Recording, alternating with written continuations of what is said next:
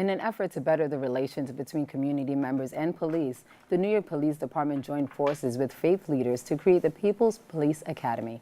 1 year later, 50 officers graduated into the program, which now is expected to go nationwide, despite the recent police shootings. Here to discuss the nationwide effort that is expected to improve our communities, we welcome co-founder of the People's Police Academy, Reverend Que English. It's so good to see you again. So good to see you as well. Yes, and as always, every time I see you, you're doing something great. Thank you. So I'm very excited to hear about what's going on with the People's Police Academy. Sounds like a tongue twister. Tongue twister, yeah. Tell us about the People's Police Academy. Well, actually it was conceptualized in 2015. We had our issues even before the recent activities that has taken place this year. And so in 2015, I'm the president of the Bronx Clergy Criminal Justice Roundtable. And at one of our meetings where we had hundreds of faith leaders and community leaders come together, with NYPD, we hosted Commissioner William Bratton. And it was at that meeting he shared about, and his staff, about the Citizens Police Academy, which would be an ideal place for community leaders to go through to understand the dynamics behind all that the police do for the city. And I proposed, I said, well, what about going through an academy that is led by the community, for officers who serve in our community but don't necessarily live in our community. And it was sort of like, I would say, the counterpart or the accompaniment to what they do on their end for us. And I felt it was necessary in order to build bridges that would take place. And so over the past year, we've had intentional meetings, I would say, if not weekly, every other week, just to flush out how this would look. And I'm happy to say that in March of this year, we were able to launch the first People's Police Academy, not only in the city, but as Commissioner Bratton had put it, in the nation. He did give me 50 of his officers, and that was predominantly comprised of rookies, but we also had senior officers. As you know, the rookies accompany them on the outside, so it's important that they were also privy to the information. And the information, when I'm talking about information, I'm talking about culture, yes, right? I'm talking about racial literacy and socialization. I'm talking about having gang members talk to them. From their perspective, and to be educated on a different level, on a community level, which is extremely important. Especially at these times. It's very important. The tensions that are so high. The tensions are high. And I think what the lesson that we have to learn is what do we do with the anger? What do we do with the tension? How do we channel it, right? So we can either go one of two ways. We're either going to burn the bridge or we're going to build it.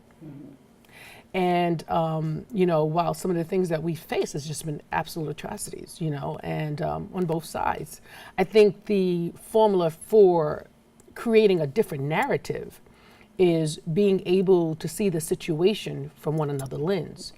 And I think that is partly due to my success of being able to launch it, because while I protest, I'm also able to sit at a table and create resolutions. Right. Because at the end of the day, we want resolutions. Exactly. We want solutions. It's not all about the marching, but you want to see something come out of it. Out of the march, protest has a 4-month lifespan. We'll be protesting again after the next killing, So it's important that we were strategic and innovative. My partner is Reverend Dr. Divine Pryor, who is the executive director of the Center for New Leadership, who's the only public policy organization ran by previously incarcerated people in the city. And so for me, it was important that we create a narrative, a different narrative. And because how many cities have you known that would give you 50 officers, right?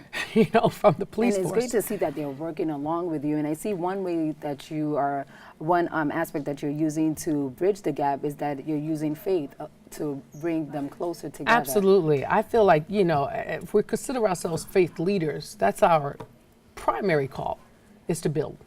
How do we, our theme has been the healing of our city, right? Because if you're focusing on healing, you're going to look for solutions.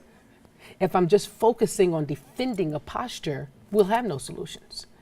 And so for me, I have to constantly think, how do we improve quality of life for our community? What are the innovative and strategic ways that have not, the things that have, we see that it doesn't work. It hasn't worked.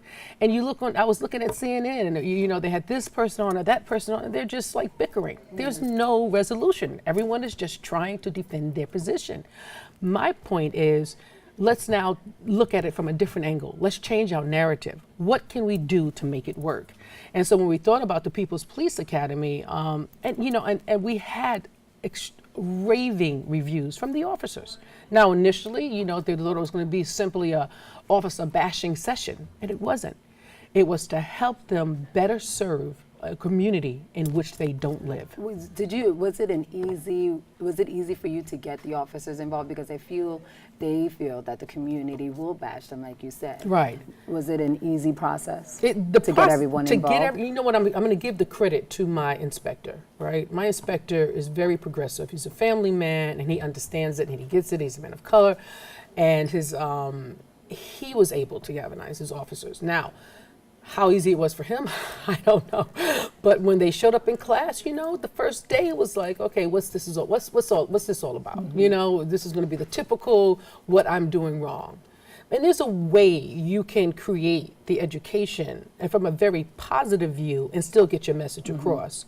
So, you know, we tackle things like, you know, when you think about racial literacy and socialization, what are you doing in that 60 seconds? That 60 seconds when you're making a decision, what's influencing that decision? Yes. You know, is it race? Is it culture? Is it, you know, you have to determine the influence of that 60 seconds. And so we were able to create the dialogue and have real people, real community folks, from the historians, you know, to my ex-gang leaders. I had the top Latin King Lord there, you know, and they loved the session because they ended up learning things they had never heard before. Is the goal to take this program nationwide? Absolutely. And how is that happening? Well, right now we're creating the citywide model, right? So we did our pilot of the 50 officers, and now we're going to be roaming the city. And so, you know, when you think about nationwide, you gotta create the test. Mm-hmm.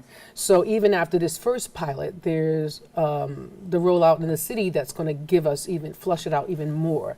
And then from there, we'll just sort of like tap into our partnering organizations and faith leaders so that they too can take the lead on this. And faith has to take the lead. It is our responsibility. We have to go outside of our four walls. It's not about the next chandelier when we got the kids on our street dying. And it's not just, you know, cops on youth crime. It's also youth on youth crime. And so, I mean, we've got a lot to do, and we have to do it as a church without walls. Who are you calling on to help you with this project? What type of people are you looking for to come and be a part of this organization? Community, community, community. I'm the crazy believer that we can restore a neighbor back in the hood, that the village can once again raise its children. I really believe that. But the village just got to come out. We got to come out. We got to come out. Our faith leaders has to come out. I don't care if you're in the Sikh religion, a Muslim, Christianity, you know, crime knows no color, knows no religion. You know, it bypasses all socioeconomic conditions. So when I'm talking about bringing all of us together, I mean all of us. The community was involved in this strongly. Faith leaders are involved in this. NYPD, obviously a must. Even those that work on the, you know, areas of correction, whether that's in the area of probation and DA, these are important factors that need to come together. How can one reach you? Do you have, are you on social media? Yes, you can just reach me at Q English. My name is QUE, spells like K, right? Yeah. K English. You know, my Hispanic friends have a ball with my name, but it is Q. Q English. My Facebook and telephone is 718-231-1033. 718-231-1033, and we're going around the entire city, you know, with this model to be eventually rolled out nationwide. Excellent. So don't forget People's Police Academy. They want you to get involved. Get involved now. Excellent. Thank you so much. Thank you so very much. It's always good to see you.